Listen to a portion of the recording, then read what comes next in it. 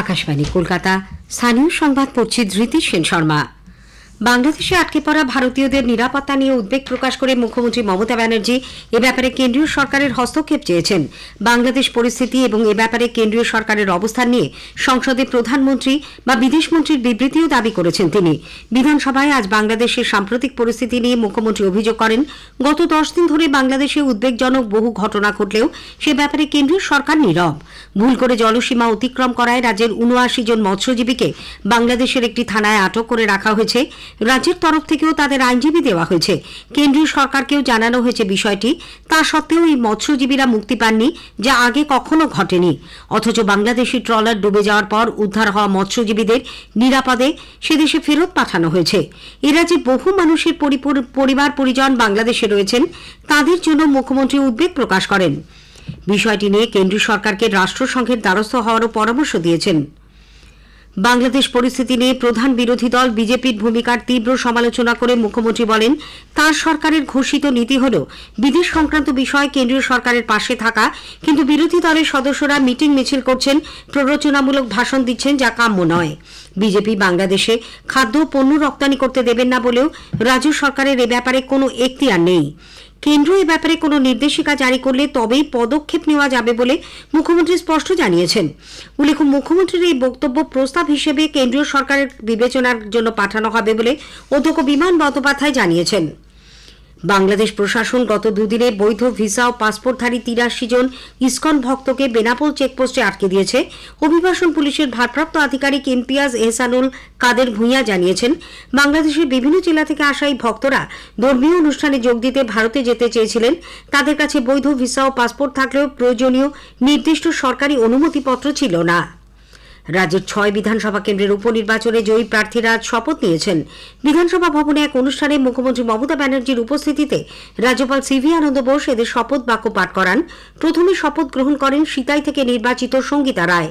এরপর একে একে জয়প্রকাশ টোপ্প, রবিউল ইসলাম, সনদ দে, সুজয় হাজরা ও ফাল্গুনী সিংহ শপথ গ্রহণ করেন। উল্লেখ্য, সম্প্রতি রাজ্যের 6টি বিধানসভা আসন নৈহাটি, হাড়োয়া, সিতাই, মাদারিহাট, তালডাংরা ও মেদিনীপুরের উপনির্বাচনে সবকটিতেই জয়ী হয় তৃণমূল কংগ্রেস। কেন্দ্রীয় সরকারের ওয়াকফ বিল প্রত্যাহারের দাবি জানিয়ে তার উপর আলোচনার জন্য সরকার পক্ষ আজ বিধানসভায় একটি প্রস্তাব আনতে চলেছে। অধিবেশনের দ্বিতীয়ার্ধে 169 ধারায় প্রস্তাবটি উত্থাপন করবেন পরিষদীয় মন্ত্রী শোভনদেব চট্টোপাধ্যায়।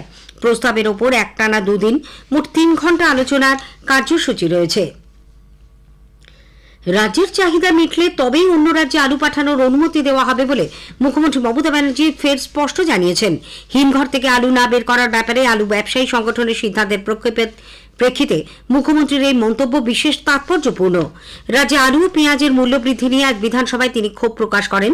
মুখ্যমন্ত্রী বলেন, সবটা সরকারের হাতে নেই। আলু উৎপাদনে রাজ্য দ্বিতীয়, কিন্তু কিছু ব্যবসায়ী রাজ্যে উৎপাদিত আলু বাইরে পাঠিয়ে দিচ্ছে।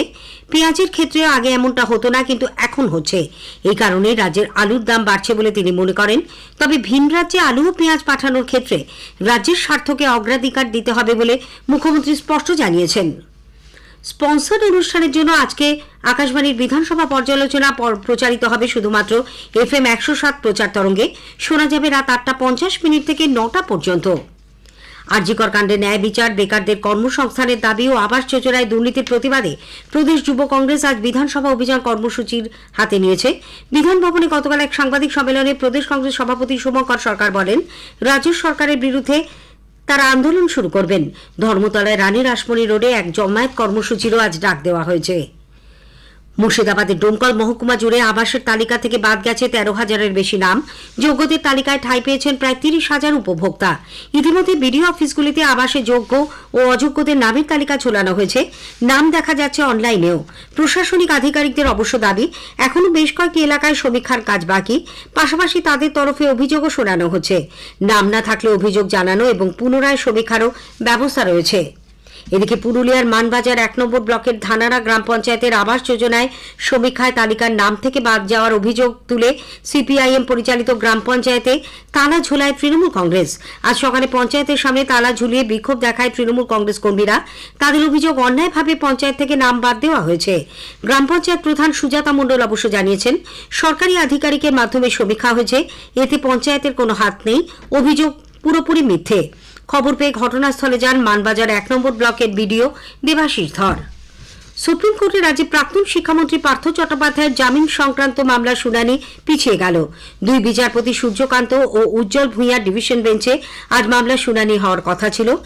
তার মামলা সংক্রান্ত রিপোর্ট আজই বেঞ্চে জমা পড়েছে। ওই রিপোর্ট পড়ার জন্য তাদের কিছুটা সময় লাগবে বলে বিচারপতিরা জানিয়েছেন, তাই সেটি আজ স্থগিত রাখতে হয়। আগামী বুধ অথবা বৃহস্পতিবার শীর্ষ আদালতে মামলার শুনানি হতে পারে। নদিয়ার ধুবুলিয়া থেকে দুই বেআইনি অস্ত্র কারবারিকে গ্রেপ্তার করেছে রাজ্য পুলিশের বিশেষ টাস্ক ফোর্স এসটিএফ। গোপন খবরের ভিত্তিতে গতকাল গভীর রাতে হাসাডাঙ্গা এলাকা থেকে তাদের গ্রেপ্তার করে। ধৃত প্রদীপ মণ্ডল ও লালটু মণ্ডলকে আজ কৃষ্ণনগর জেলা আদালতে তোলা হচ্ছে। স্থানীয় সংবাদ শেষ হলো।